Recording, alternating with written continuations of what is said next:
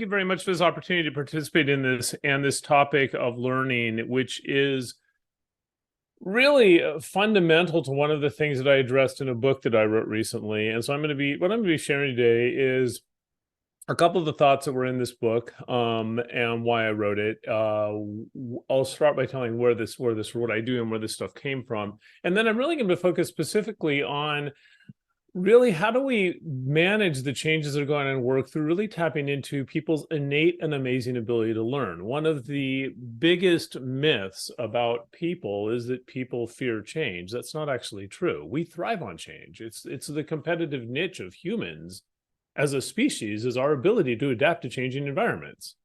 It's called learning. It's why there's more people on the planet every year and sadly fewer other animals. We're really good at adapting to things. And it's actually good for us. It's not good to do the same thing over and over and over again. It's not good mentally. It's not good physically. This growth and learning and change is really effective when we're managed correctly. So I'm going to be talking a little bit about that, but I'm kind of getting ahead of myself. Let me tell you a little bit about where I'm coming from in the perspective. So I've got this kind of joke, this very ostentatious title. I'm the chief expert for work and technology for the SAP Innovation Office. And what I actually do, my background, I am an industrial organizational psychologist. That's what my PhD is in. It's in a field, if you're familiar with the field of industrial organizational psychology, it's not clinical psychology, it's really a psychology of work. And I have pretty much spent my career focused on how can we use technology to create more effective work environments, as well as also looking at how technology is changing the nature of the work environments we need to create. I've been with SuccessFactors actually before the SAP acquisition. I've had zillions of different roles in the company, but it's always focused on that core topic, which is how do we use technology to create more effective work environments? And one of the cool things about my work is that I get to talk to, it's literally in the thousands of companies. I was recognized a few years ago as probably having talked to more SuccessFactors customers than any other person perhaps on the planet. It's literally in the thousands about different topics related to how do we deal with these challenges and how do we use technology to adapt to these challenges and how is technology changing the way we're dealing with these challenges.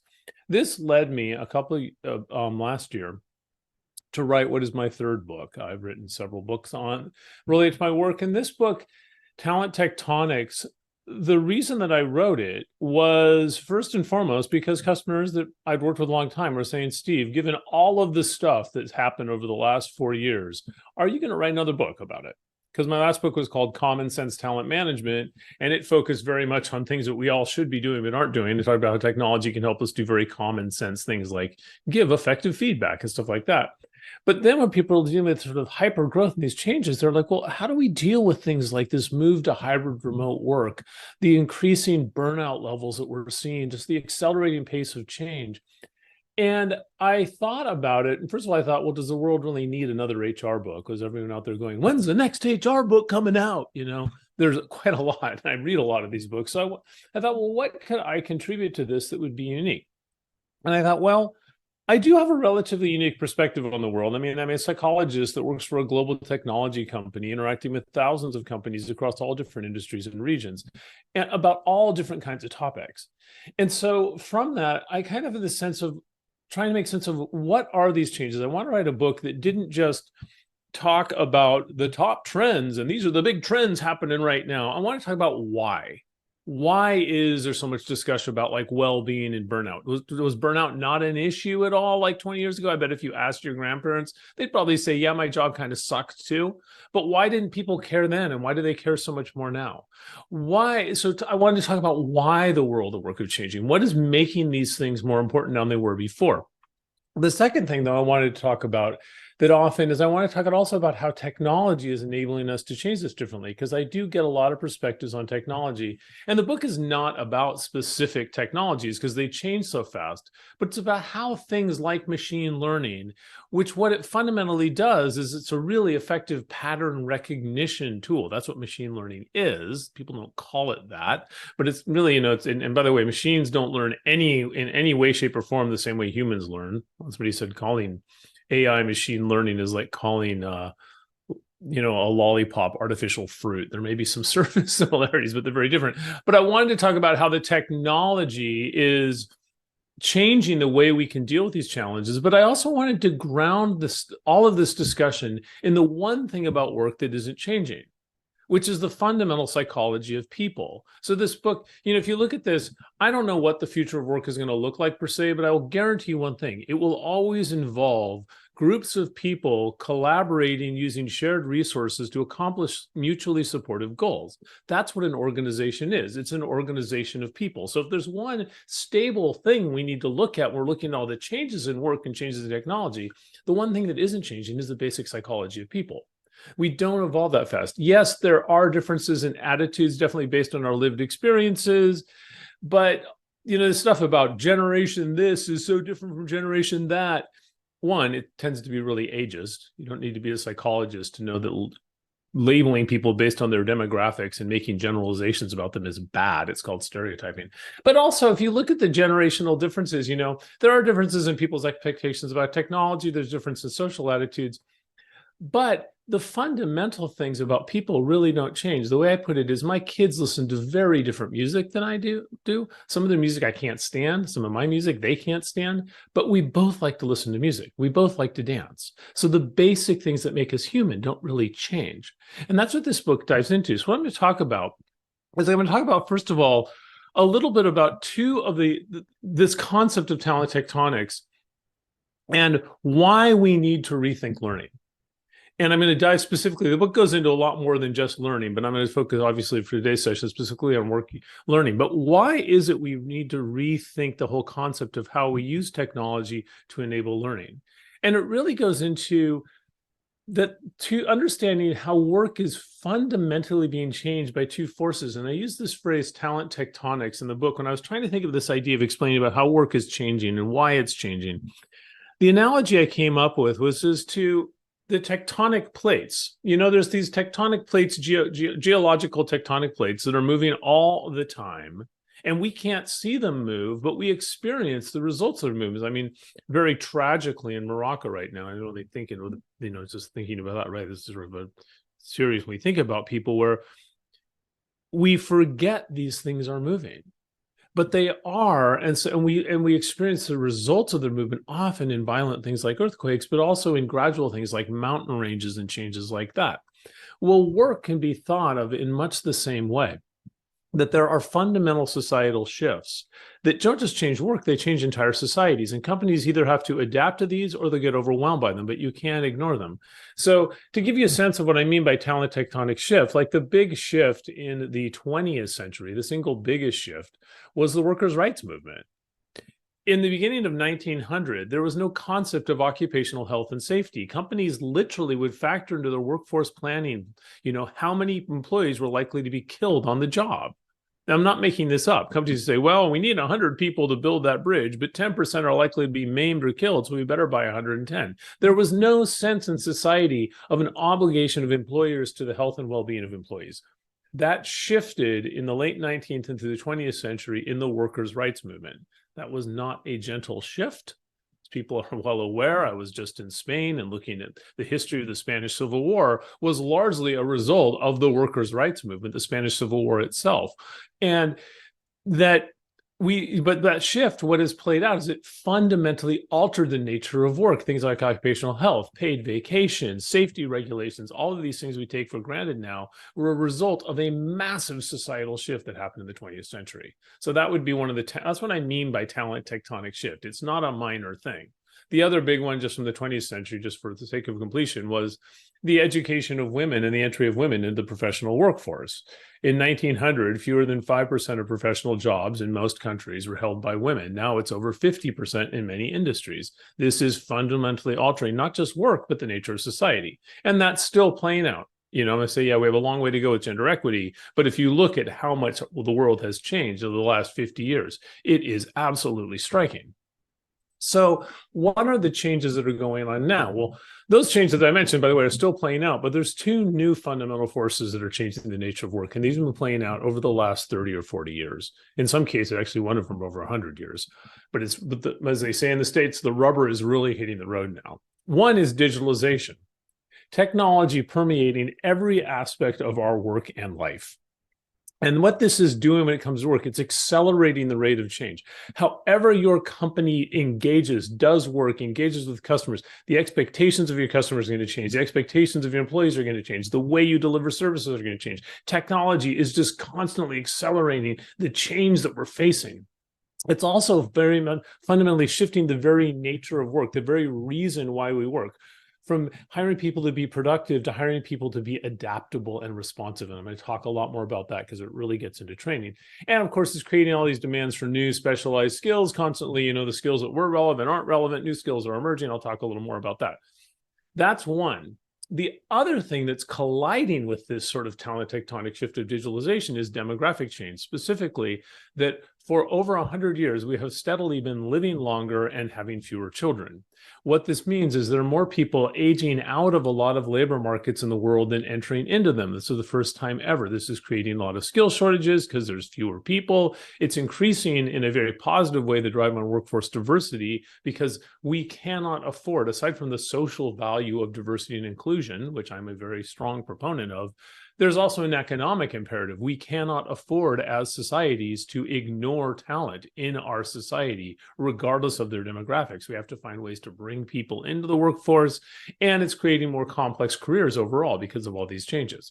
So that's when the book Talent Tectonics gets into this, and it talks about these and gets into how are these changing the nature of work and what do we need to do about them. And one of the big areas I get into is around training and development.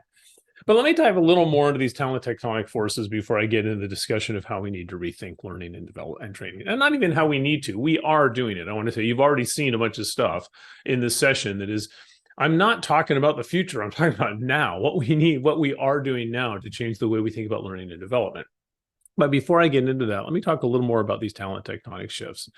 I'm going to start with demographics, which I think is probably the most notable, but to me, the less profound of the two. They're both having big impacts. As I mentioned earlier, that there are more people aging out of a lot of our labor markets than entering. And a sort of fun fact to share with your family and in friends is in 2018, the number of people on Earth over the age of 65 exceeded those under the age of 5 for the first time in the history of humans as a species. We have more old people than young people. And this plays out when you look at what I'm showing here are things called age pyramids, so the age pyramids of the 10 largest economies in the world. And they're called age pyramids because what they show is they show the number of men between the ages of 0 and 5, 5 to 10, 10 to 15, up to 95 to 100, and the number of women in a society. And they're called pyramids because they used to look like pyramids because there used to be more children than adults. The only one that really looks like a pyramid now is India, and it's pretty truncated. If you look at Korea, it's starting to look like an inverted pyramid. And so what this is happening is we're facing this world where there are far more people leaving our workforces and aging out than entering into them. Now, I want to be clear. In most societies, the issue is not that we don't have enough people. It's that we're not fully utilizing all the people we have. There are very large segments of pretty much every society of what are called highly underemployed people, people that are in precarious work. They're in jobs that, frankly, nobody should have to do, that should be automated. They're chronically unemployed. They're struggling. We have to find, as a society, how to more effectively engage everyone in the world of work and bring them in. There's a great quote that says, potential is equally distributed across society, opportunity is not. And so learning plays this huge role in how do we upskill both the existing workforce, but also find new sources of talent and bring them in to deal with this demographic shift. That's one of the big things that's driving learning, is simply, labor shortages. But the other one that is even more profound is that the very nature of work itself is changing. And this is due to digitalization. Most people are aware of the classic economic breakdown of work, that we had the agrarian, agricultural age, and we had the industrial age, and now we're in the knowledge and service age. That's an economic view of the industries that people work in with society. But if you look at that same shift from agricultural to industrial to knowledge service from a psychological perspective, looking at not where in society, what industries do people work in, but why do people work? What is it we want them to accomplish through work? The very nature of work is changing. If you went back 200 years ago, the primary reason that people worked, and by the way, the data I have here is for the United States, the same pattern plays out pretty much in every country around the world. The dates might be slightly different. They're all following sort of agricultural, industrial to knowledge and service. But if you went back 200 years ago, the bulk of people employed in Europe and the United States were employed in work in the farming and food distribution industry. The primary purpose of work 200 years ago for most people was to grow and distribute food so we don't die and starve to death. Now, talk about meaningful work. The purpose of work 200 years ago was literally to keep us alive. Then we had the Industrial Revolution that made us far more effective at growing and distributing food. So a lot of people's work shifted from the purpose of the work being to keep us alive to making things to make us comfortable, cars, clothing, things like that in the Industrial Revolution. But now with automation, automating so many of the manufacturing processes that we have, now in most developed economies, the predominant reason people work is what's called knowledge or service work. Well, what is the purpose of knowledge and service work? It's to make people feel good about the products or services you're providing to them. It's about solving their problems and making them feel positive about what you're doing for them. Now, this is true across all industries. I remember talking to one of our customers who's an auto manufacturer, and they said, we don't really think of ourselves as a car maker. We think of ourselves as a transportation service provider. And I was like, well, this kind of sounds like wonky consulting speak, doesn't it? I'm like, well, what exactly do you mean by transportation service provider? They said, look, if all people were doing was buying the ability to get from point A to point B, they would never spend the money on our cars. There's much cheaper ways to get around. The reason we have to provide them this transportation, this service experience where they feel good about having our cars and being in our cars and moving it. We have to understand their wants, their shifting needs. And so really, even in like car manufacturing, it's not just about making things, it's about finding ways to exceed people's expectations. Well, if we want to exceed people's expectations, that requires people to be caring, collaborative, creative. You can't be caring, collaborative, creative if you feel burned out or exhausted. There's a concept in psychology called emotional labor that refers to this, the literal physical difficulty of trying to hold a facade or an image of trying to act happy when you feel sad, trying to act innovative when you feel exhausted. What's happening is work has become physically easier. And this is true. Anyone who tells you work was better 50 years ago did not work 50 years ago. It literally shortened our lifespans. Work is physically easier, but it's psychologically much more difficult because we need to manage people to deal with this constant changing of expectations and how they do work. And by the way, if we don't manage them well, they're very likely, because of the demographic shift, going to quit and go get a job somewhere else. So these two things are interacting. So I want to dive specifically. Now, the book gets into how we need to rethink how jobs are designed, how we need to rethink how we staff jobs, how we need to think how we reward and manage people. But it also talks a lot about how we need to think how we develop capabilities of people, because learning affects both of these things. It affects who you can hire. It affects their likely to retain for you. It affects their effectiveness. Learning sort of cuts across all the different aspects of creating an effective workforce. But let me talk a little more about what's happening with skill shortages in this collision of digitalization and demographics. There are really interesting statistics from the Conference Board where they do something called an occupational labor shortage risk, where they look at both college-educated and historically college and non-college educated occupations. And they look at the age of the current workforce, the number of people that are leaving it, likely leaving retirement, the number of people that are entering it, and they create this sort of risk profile. And if you look, this is for US data. I don't know if I was able to get it for European data. But if you look for, like, in the United States, we are looking at a massive crisis in healthcare, because lots of people are leaving healthcare, and it's an area where you have to get a lot of training to come into it.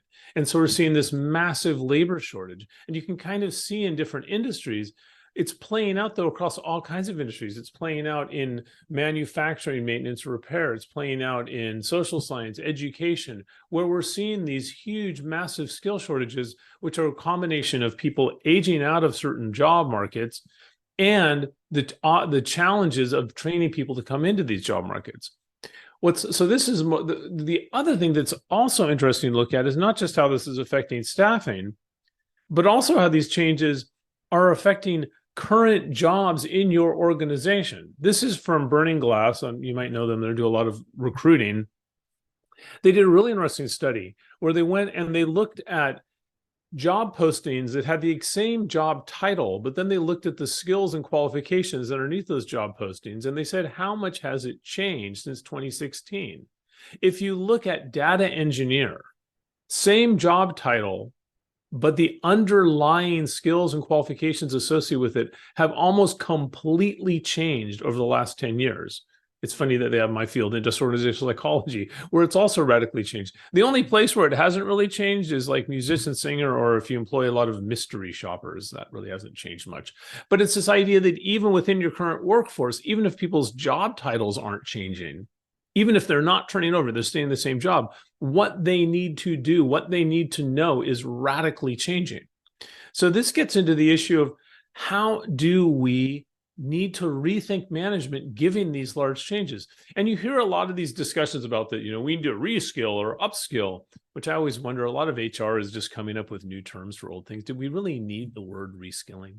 What was wrong with the word training? But I guess there are slight differences between them. You can say, well, developing is building capabilities in general. Training is performing specific job tasks. Reskilling is learning how to do these tasks differently. Upskilling is moving new tasks. Okay, whatever the phrases, whatever HR pundits want to put out there, they all require learning. These things are all basically about people learning how to do stuff in the future that they don't know how to do now. So how do we tap into this? How are we going to deal with this? Well, this gets into the point that I made earlier about tapping into the amazing innate ability of people to learn. By the way, these pictures here, those are my kids. Those are my kids from many years ago. On the left, that's Robbie and Antonio. Then that's Antonio and Robbie on the right, about 20 years later.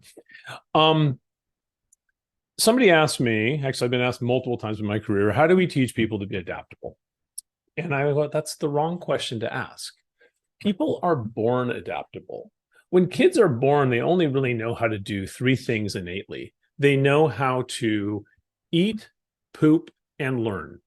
And if you've ever had children, they're really good at all three.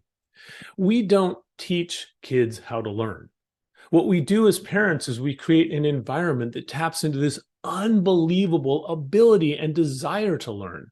That's one of the joys of being a parent, is just watching kids figure out language. We don't say, hey, you've got to learn how to speak. You don't have to motivate them to learn how to speak.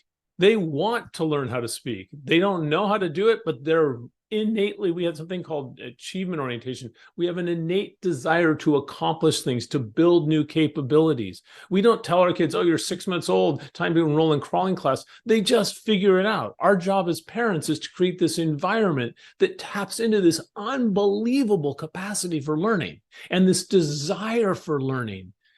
Think about fear of change. Everything's new to a child. And their delight in it. That's one of the funs. The problem is that over time, we don't focus on teaching people and managing people to tap into this power of learning. We manage people historically to be productive, but we are most productive when we're doing things we already know how to do. And so psychologically, creating the work environment that supports learning and training is very different from creating the work environment that creates productivity. Now, we need to manage both, but increasingly, people can't be productive if they're not always learning what they need to do to get things done, because what they need to do to get things done is constantly changing. So we really need, if we get good at managing for adaptability, the productivity part will take care of itself. But historically, we didn't focus on adaptability. We focused on productivity. And just trying to get people to do the same things over and over again. So what we're facing is, at a broad level, is a need to rethink work based on the fundamental psychological characteristics that tap into this incredible ability to deal with change. Because we can't control all the changes employees experience, but we can impact how employees experience change. And it's really about looking through work through the lens of three areas. And I'm going to go through this, and then I'm going to tie specifically into how this is affecting training. But at a broad level, these things, whether you are involved in job design, compensation, staffing, any aspect of HR, you should look at it from the perspective of these three kinds of experience. What experience are we creating for employees? The first one is people are really good at change if they understand the reason why they're going through the change, if they tie it back to something that means something to them. And so when you're looking at whether it's a training course or you're hiring people or job design, are you thinking about why would the employee want to do this? How is it going to benefit them? And it can benefit people at like a higher order career growth kind of thing. It can also benefit at a more transactional level. I want a stable job to provide for my family. But looking at making that connection.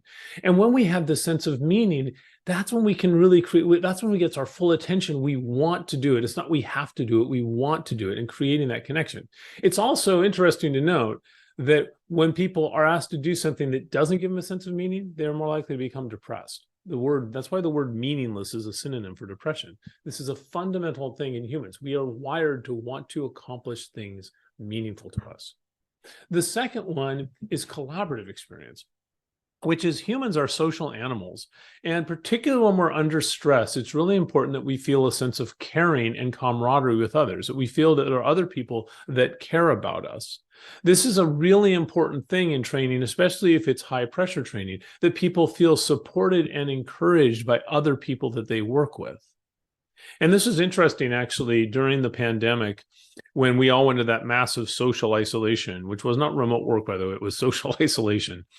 Qualtrics did a really interesting, if you know Qualtrics, the company that measures employee experience, they did a really interesting study. They looked at employee engagement. It used to be the biggest driver of employee engagement. It used to be being recognized for doing meaningful work. It shifted to feeling a sense of belonging in the organization I work with. When we're under stress, this collaborative experience becomes really important.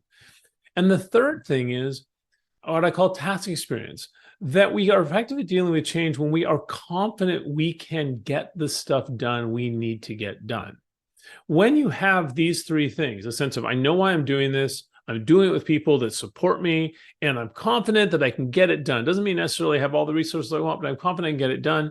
It is amazing how much change we can deal with. As a matter of fact, if you think in your own career, probably some of the most enjoyable times in your career, the most meaningful times in your career, were things where you clearly had these things.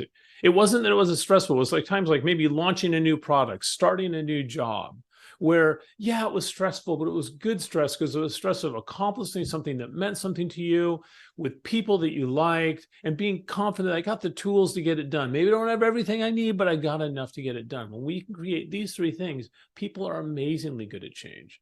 And that's what we need to focus on in an organization in general. Now, technology has a huge impact on these things.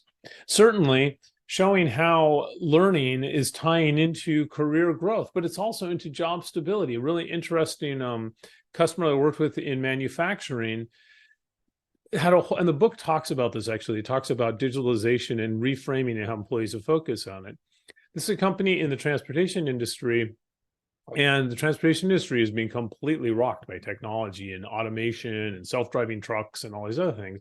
And they're like, how can we get truck drivers excited about a world of self-driving trucks? And they said, we need to make them part of the change. They need to see how learning and adapting is going to give them control over their own careers. So looking at how do we use technology to give people a sense of meaning to what they're going through. Also, collaborative experience. You're seeing all this social learning technology where people are able to share different things with each other, be part of a learning community.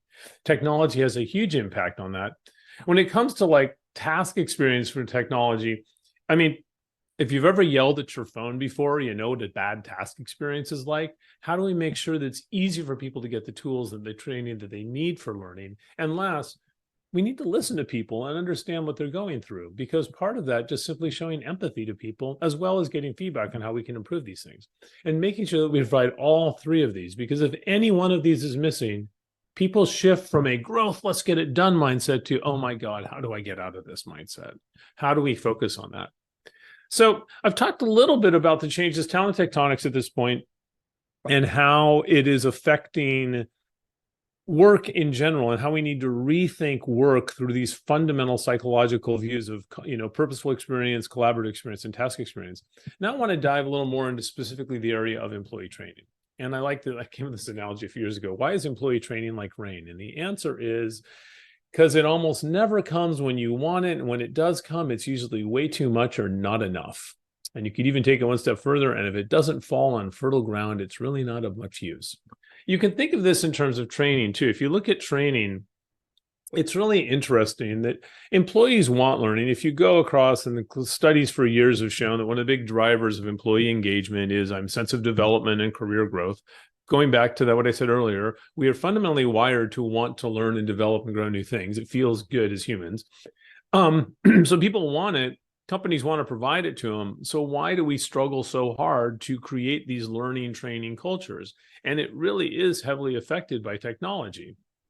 First of all, but it's not just technology.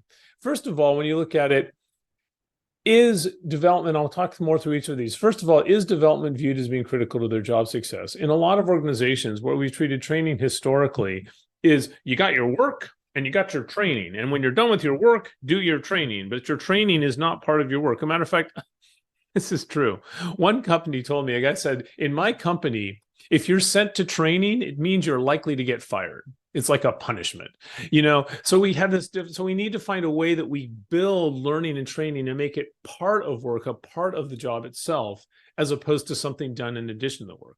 The second reason why employees struggle with learning is it's not really expected or supported, that there's not a community, there's not an encouragement, there's not a feedback for it. And then the third one is sometimes it's frankly just difficult to get the learning when you need it. Technology is affecting all these, and I'm going to kind of dive into each of these in a little more detail. So let me talk about the purposeful experience, because this is by far and away the most important one, and it actually has nothing to do with training technology. It has everything to do with job design. I would like you to really quickly make this interactive. I can't see you, but I'll just have to take it on faith that you'll do it. I would like you to grab a piece of paper, and I'm going to illustrate how do we make learning a critical part of a job. And it has nothing to do with technology. It has everything to do with job designs and goals.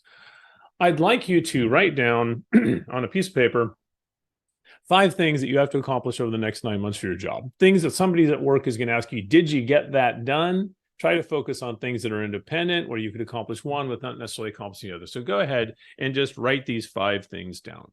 I'll give you 30 seconds. It can be like, get that project done, close that deal. I don't know. The things people are going to ask you. So I will give you 30 seconds to write these down. And if you can't keep up with 5 things, you might want to look for another job.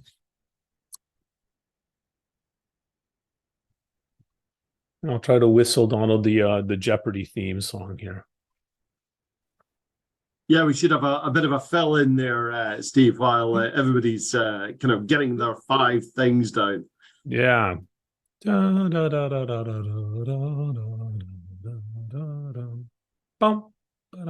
probably checking their objectives and success factors, performance and goals. I hope these are the things that would go in success factors, performance and goals, by the way. Okay, exactly. So hopefully you've got your 5 things. Donald, did you get your 5, I hope?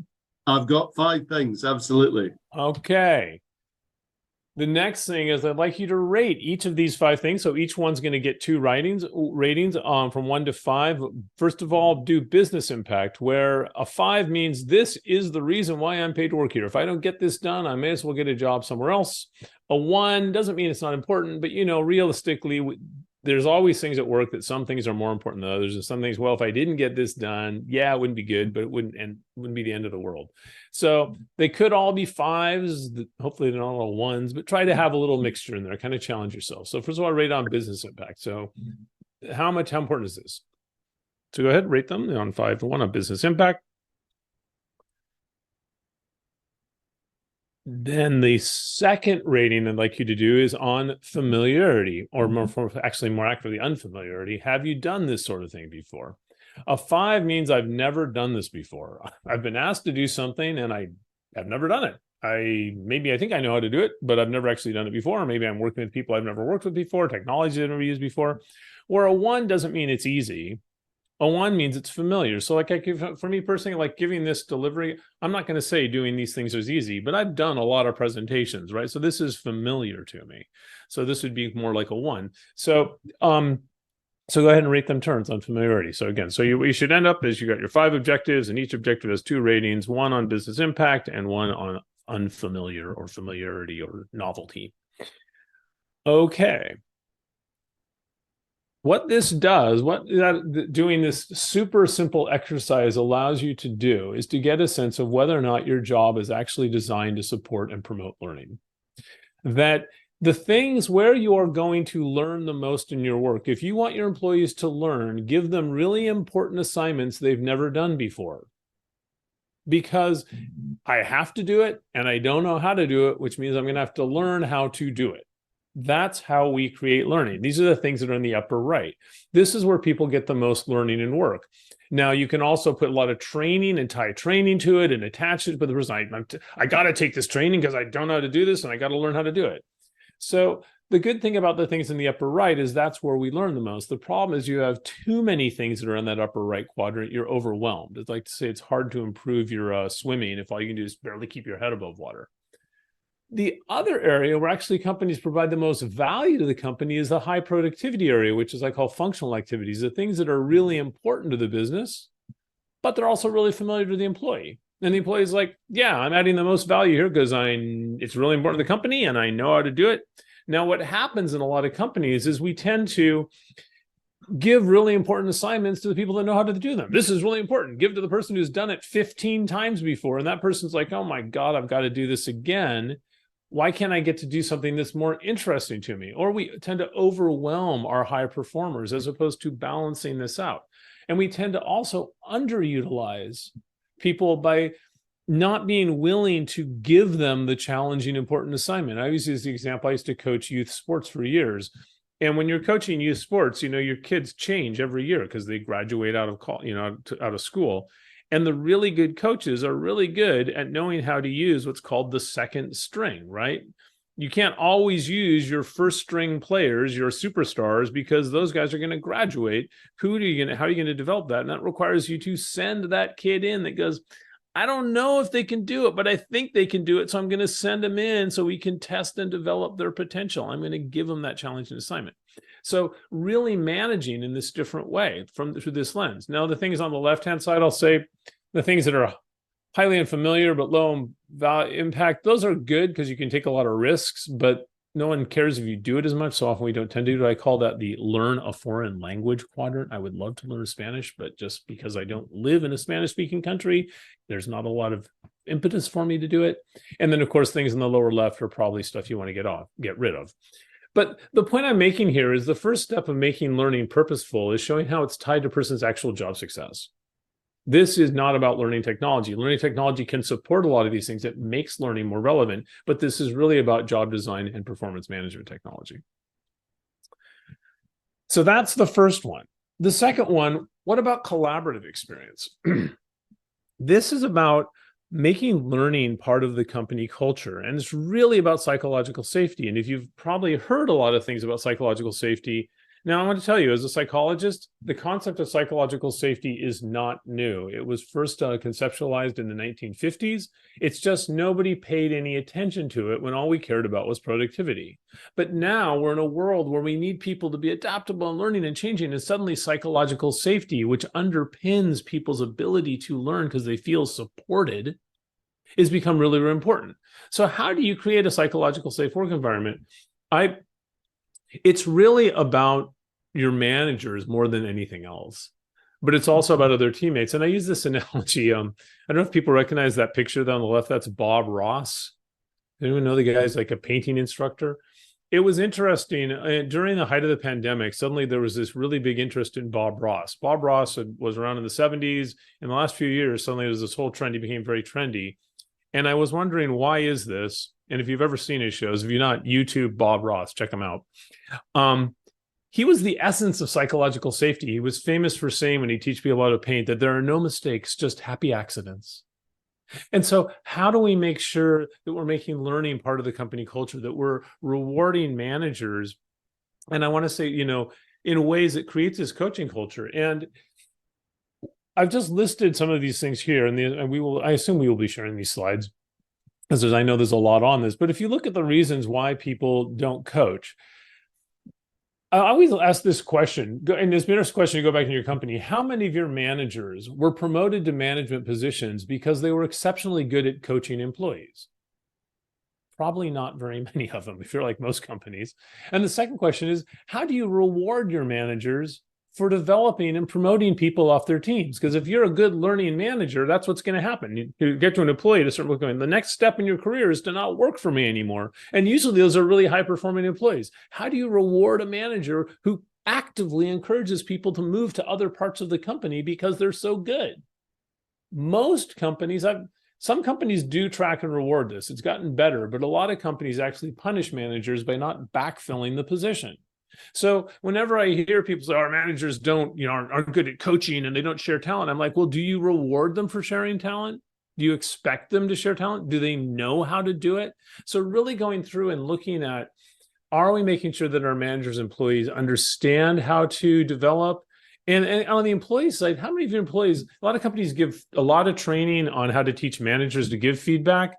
One of the reasons managers don't give feedback is because their employees aren't good at receiving feedback. They don't want to create a lot of emotional drama. Do you teach your employees on how to receive feedback? Because everyone has to do that. Do you actually reward managers for promoting that? Do you expect it of employees? One of a good thing, I know companies that when people come in, they write in the onboarding, say, talk about we are a learning culture, and this is what it means. It means you are expected to not do the same thing over and over again. You're expected to constantly be learning new things. And does the company truly support it? Do you senior leaders role model it? And this last one, do you provide resources, technology to support learning and coaching, which gets now specifically into learning technology. Now, I kind of said earlier that the reason I put these in this order was I wanted to say creating a really effective learning organization is not just about learning technology. It's about these other two things first. So people are like, okay, I want this technology. Now, learning technology is about making the actual processes and activity of learning much easier. And it's making learning easy and relevant. And it's really getting us beyond. When I first started out my career, I was talking to a guy who was head of training, and he talked about this phrase he called sheep dip training programs. If you look at the way companies historically did training, they would give all employees the same training, the same way. And there's a phrase, I don't know if you're familiar with what sheep dip is, but sheep dip is when they take all the sheep and they run them through this bath of insecticide, whether they need it or not. They line them all up and they all run them through this bath of insecticide. That's a lot of the way how companies have historically done training. Okay, everyone take the same training in the same way at the same time. I remember my friend said you could measure training effectiveness on kilos of employees trained this year. We trained 5,000 kilos of employees.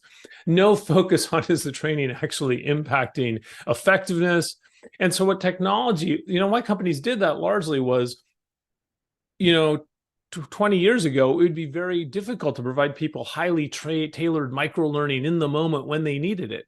But that's what technology is enabling us to do. It's allowing us to move beyond giving everyone the same thing, to allow people to search for different content, to now recommending content to people when they want, what they want, how they want it, in the way they want to receive it, incorporating training and learning into the flow of work in a highly relevant way. So we get that learning right when we need it. This is where technology is really, really critical to support that, because the challenge is if you do the first two things, you give people job assignments that they don't know how to do, and you want to support them, but at a certain point, they're going to go, I don't know how to do this. Well, you want to make sure, good, here's the information when you need it, when you want it. Like, oh, thank God I needed this.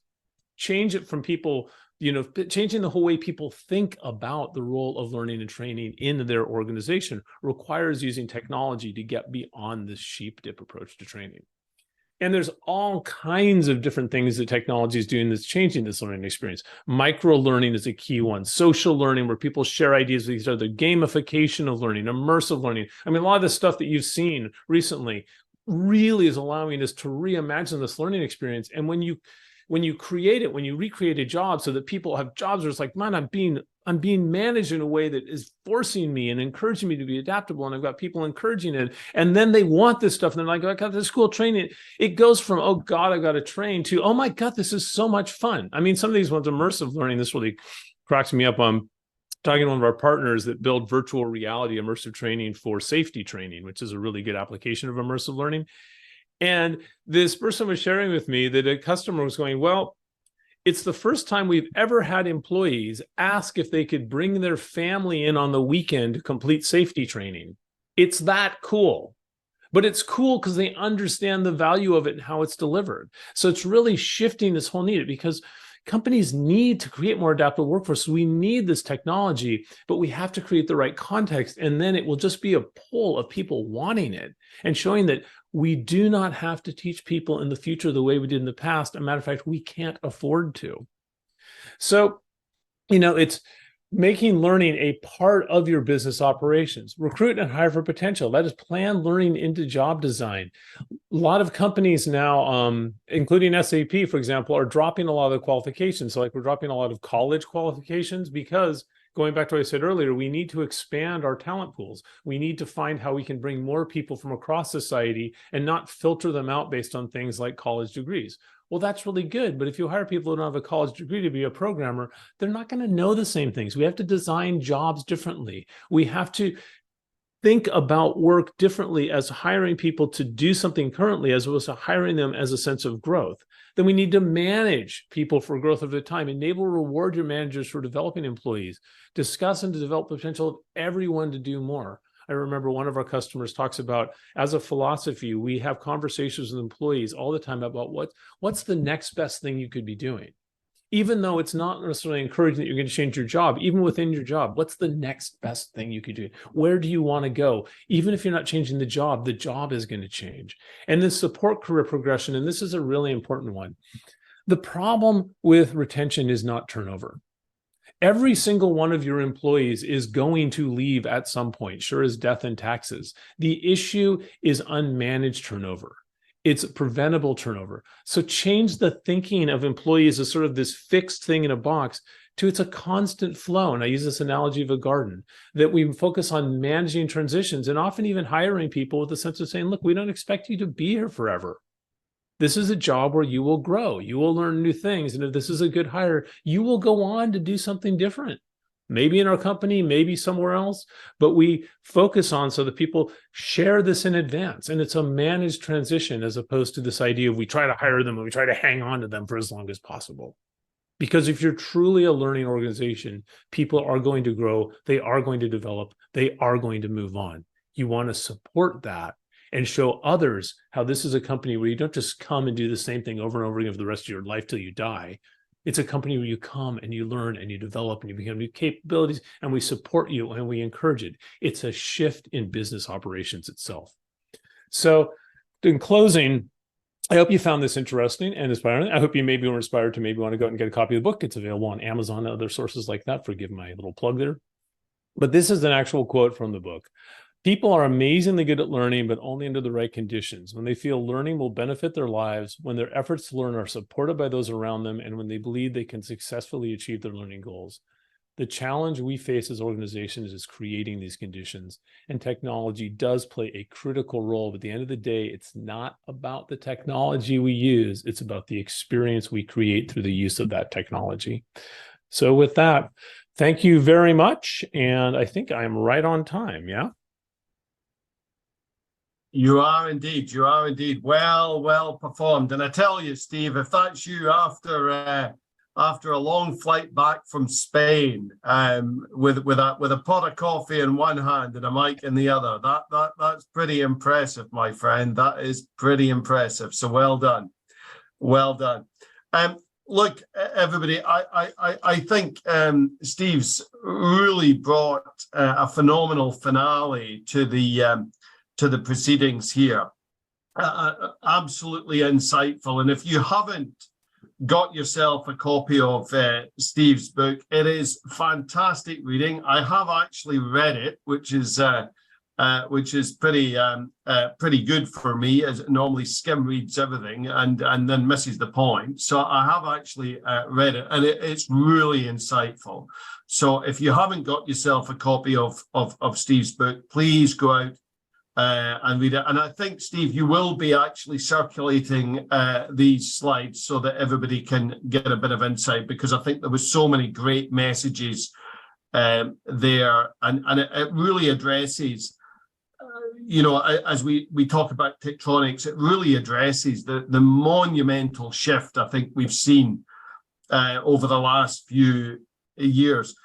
Before we go, Steve, I've got a kind of question that I'd be really interested to get your kind of view in, because we've seen a lot in terms of this dragging people back into the office versus not dragging people back into the office versus a more flexible way of working and everything like that. And I know that that has a major impact on certain demographics in the US in terms of the way that companies approach that whole flexibility to work. And I obviously know that SAP's got a pledge to flex, which is hugely.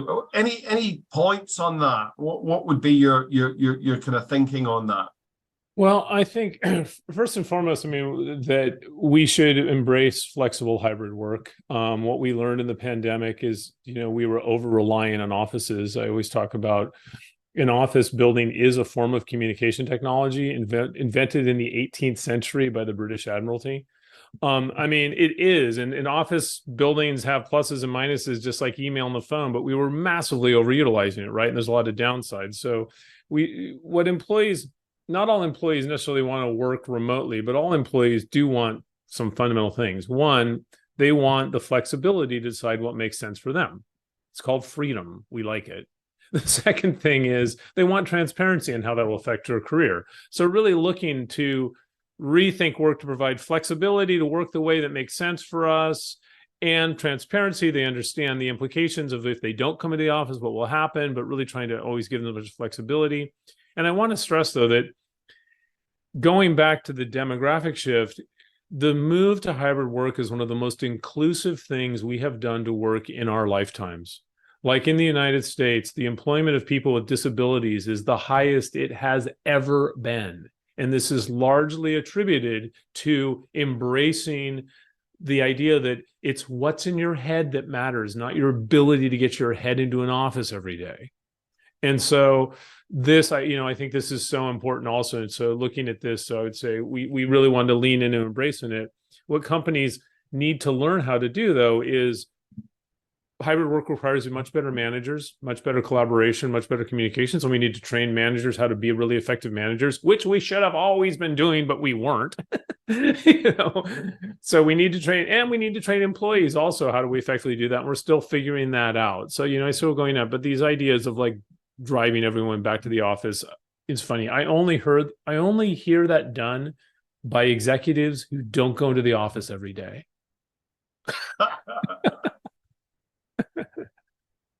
And actually, we've got a great comment in the chat, which is on the Q&A, which is office buildings are communication tech invented in the 18th century of the British. The context alone, actually, the symposium, amazing point there. So you make a really, really good point there.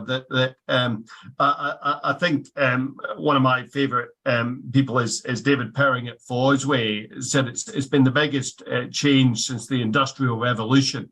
And it really has. And we've tasted, and I'm Scottish, so I can do a really good freedom. So we've tasted freedom. So and we want to keep it. Thank you very much.